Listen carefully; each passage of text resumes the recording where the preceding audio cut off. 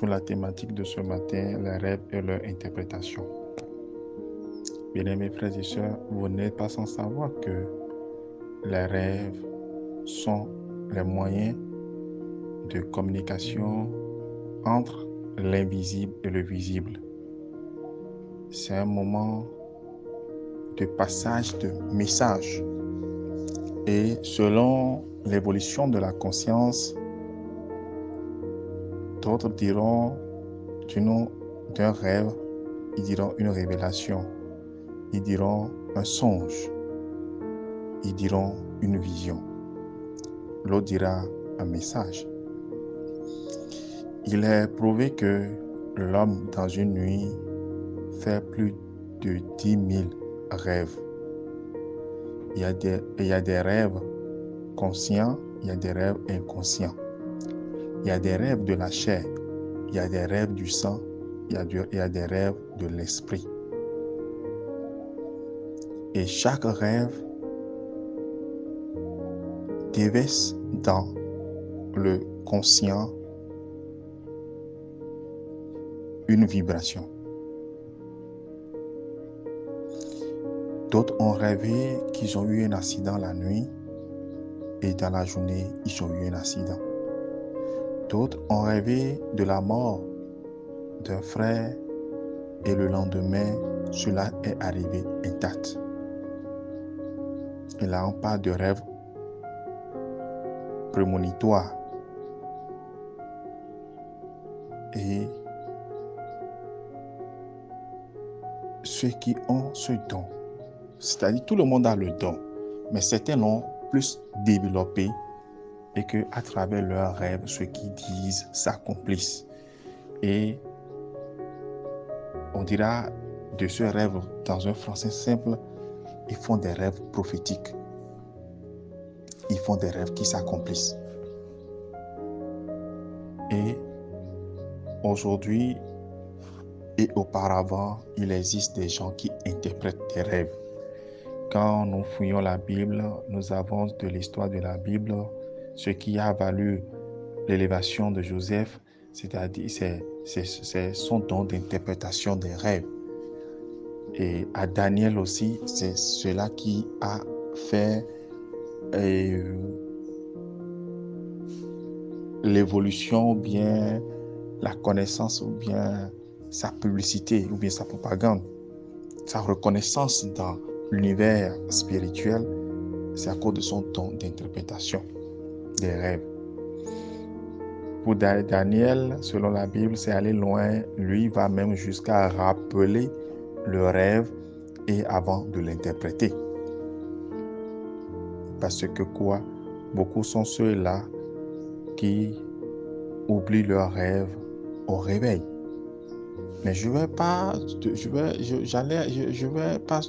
pas dire aux uns et aux autres, quand vous faites un rêve et que vous oubliez, ne vous levez pas de sitôt. Replongez-vous encore dans un sommeil éphémère et dites à votre âme, quel est le message que tu as reçu? Je veux comprendre. Parce que une chose est la transmission du message à l'âme. Et l'autre est que l'âme doit transmettre cela à la conscience. Maintenant, beaucoup sont bloqués au niveau de la transition de l'âme à la conscience, à la mémoire. Et là, beaucoup sont bloqués là, où l'âme est incapable de transmettre maintenant le rêve à la conscience ici. Et là, on parle de l'éveil de la conscience. Beaucoup n'ont pas cet éveil-là. Et là, toutes les informations sont bloquées dans l'âme. D'autres, en cours de chemin, peut-être 3 jours, 4 jours après, ils se rappellent avoir fait un rêve et que, compte tenu des images qu'ils voient dans la journée ou bien des événements qui se succèdent, ils se rappellent qu'il y a eu quelque chose que j'ai vu pareil dans le sommeil. Tout cela, c'est à cause de la lourdeur de l'âme.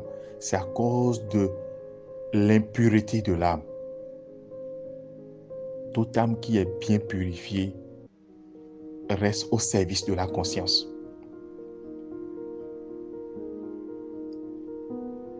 Maintenant, quand on veut parler de l'interprétation d'un rêve part de celui qui a rêvé.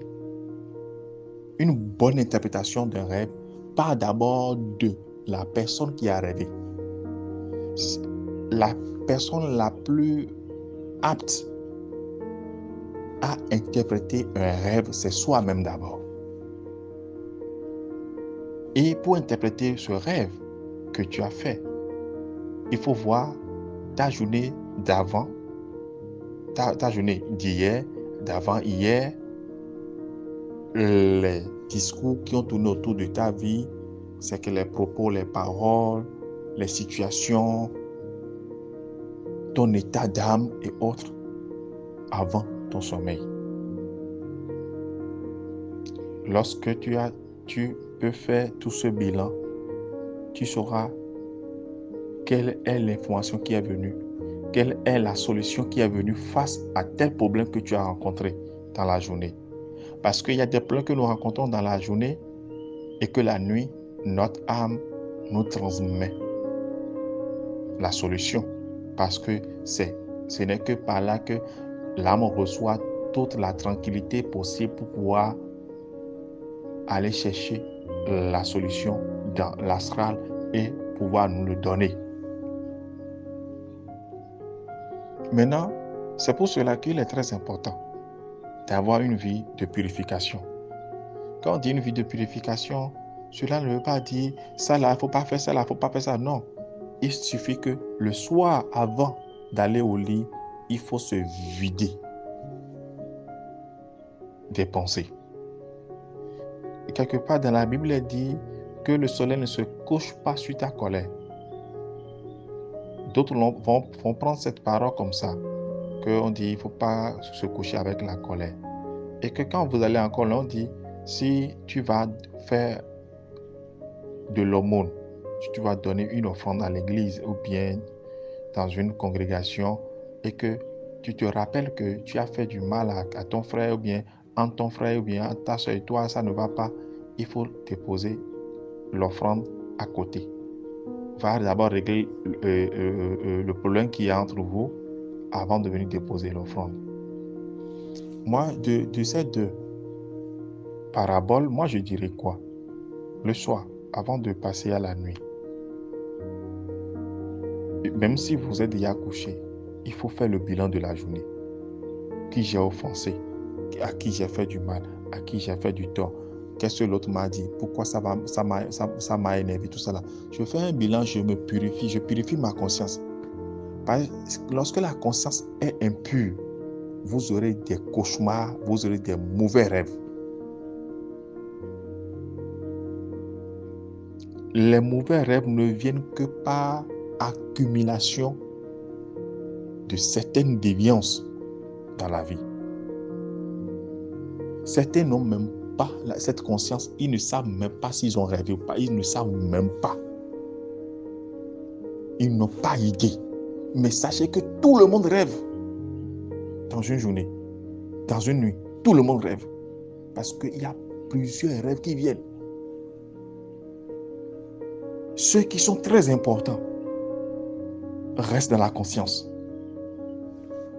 Maintenant, vous aurez entendu parler de ceux qui font des couches tenues. Ça se passe dans le rêve. Il y a ceux qui courent dans le rêve.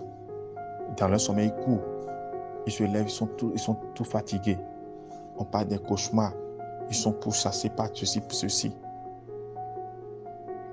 C'est des informations. Certains qui rêvent qu'ils ont eu affaire de mariage. Certains qui rêvent qu'ils ont ramassé de l'argent. Tout ça là.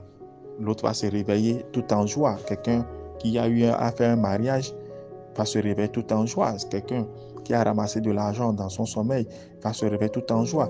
C'est quelqu'un qui est en quête de l'emploi, se voit dans son sommeil qu'on l'a embauché, qui travaille. Il va se réveiller avec de la joie. Mais c'est des erreurs. Il ne peut pas se réveiller avec de la joie. On est en train de lui dire indirectement que cela n'arrivera pas. On ne fait pas un mariage dans le sommeil. On ne ramasse pas de l'argent dans le sommeil. On ne travaille pas dans le sommeil. Que chacun des hommes commence par se purifier pour avoir de bons rêves afin d'avoir de bonnes interprétations. Mais je veux souffler ceci avant de conclure, que gardez jalousement vos rêves. Sachez à qui il faut dire vos rêves. Parce que de l'interprétation de vos rêves, on peut entacher votre destinée. On peut lier votre destinée. Que les bénédictions soient.